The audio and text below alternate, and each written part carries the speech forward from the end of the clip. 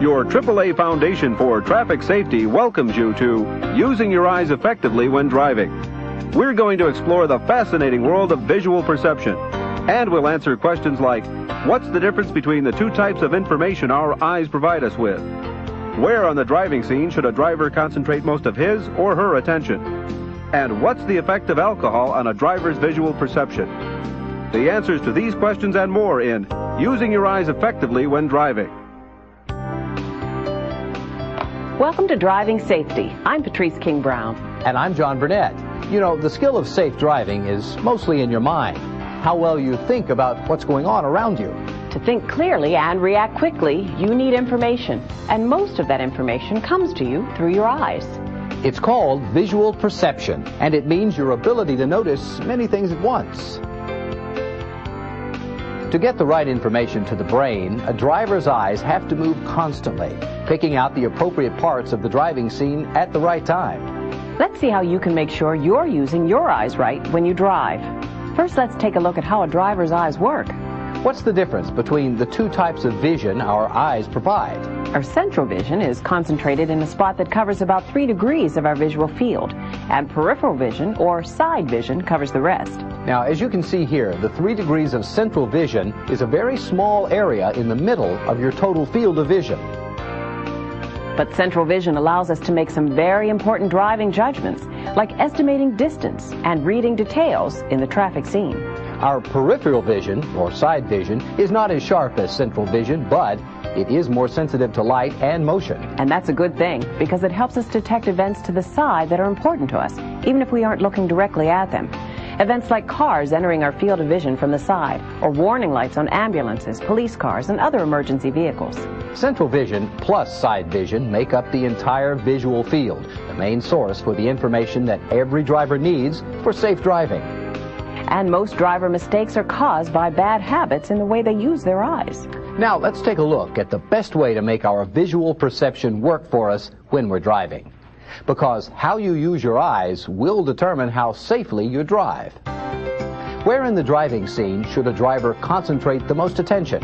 Most of a driver's attention should be concentrated on the vehicle's intended path of travel. There are 3 basic rules to follow in developing good eye habits for driving. First, aim high and look ahead, not down.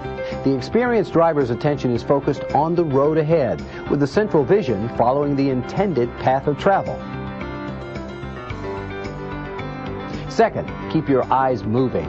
The good driver concentrates on selecting details in the traffic scene and on the distance between the car and objects ahead. Third, get the big picture. Search the whole scene, not just part of it. Check the rearview mirrors to see ahead and behind you. As you approach an intersection, watch for vehicles and pedestrians moving in all directions, for traffic control devices, and for anything else that might block your vision or otherwise increase risk. Now, let's see how these rules work in some actual driving situations. We know that driving is primarily a task of information processing, but in order for us to learn what visual cues are important for driving, we must be able to describe the driver's visual search process. This is a representation of a driver's visual field. The oval area in the middle of the field represents central vision. The grayed area surrounding the oval represents side vision. When we drive, our eyes move in a series of rapid, jerky movements. Between each movement, the eye pauses for a fraction of a second, then darts to another part of the scene. These pauses are known as fixations.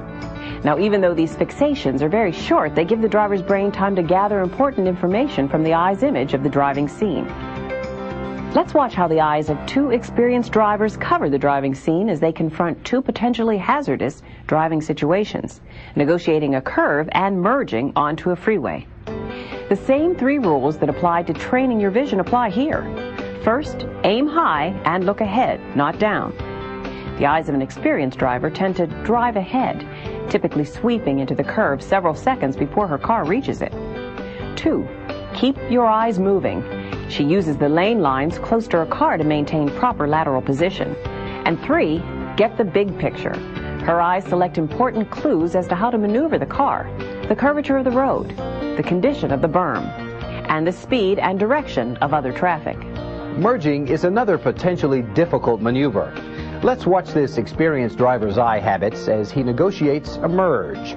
A good driver starts sampling the conditions in the stream of traffic 10 seconds before reaching the merge point. In a merge situation, experienced drivers maintain lane position by glancing momentarily to the right side of the road. They always maintain an awareness of other traffic patterns developing around them. Train your eyes to follow the 3 rules. Aim high and look ahead, not down. Keep your eyes moving and get the big picture. Keep these rules in mind whenever you drive, and your eye habits will improve. Let's look now at how some experienced drivers have trained their eyes to develop special skills that help them in driving. With experience, some driving tasks don't require every eye fixation to be directed only toward traffic and the path of the car. In this situation, for example, a driver is concerned with avoiding a pedestrian, but is still able to maintain control of the vehicle with only very brief glances at the intended path of travel. This driver has developed the ability to use side vision to judge distance. Another driver was told to fixate on the car on the right while maintaining proper distance behind the car directly ahead. Her central vision remains on the car to her right, but she is still able to follow the car in front without looking directly at it. Let's look at 2 examples in which drivers are functioning at less than top efficiency. This driver is tired. Notice how his central vision tends to fixate lower and to the right, often dipping all the way down to the road surface. This driver, on the other hand, is mildly under the influence of alcohol. His example allows us to answer our 4th question. What is the effect of alcohol on visual perception? Even though he isn't legally drunk, after only a few drinks, the effects of alcohol on his eye habits are readily noticeable. His concentration is failing. His eyes are staring straight ahead. His central vision stuck squarely on the surface of the road. He notices nothing to either side, a very dangerous situation, both for himself and every other driver on the road.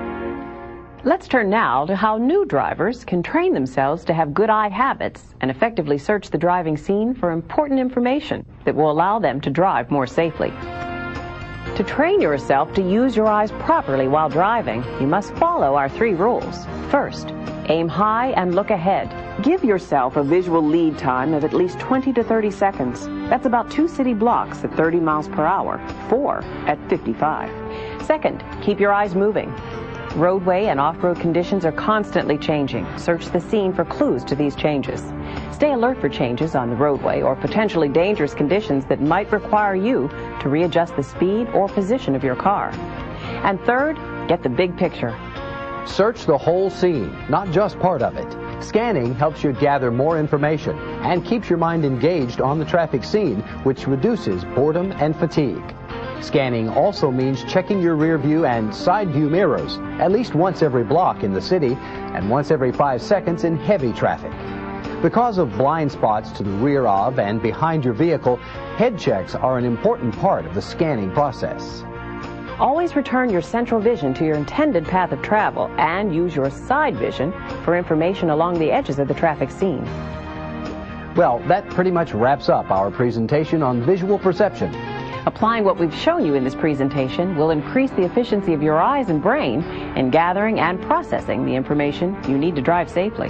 Remember, your safety and the safety of everybody on the road with you depends on all of us improving our skills at seeing and anticipating driving hazards. Thanks for joining us, everybody.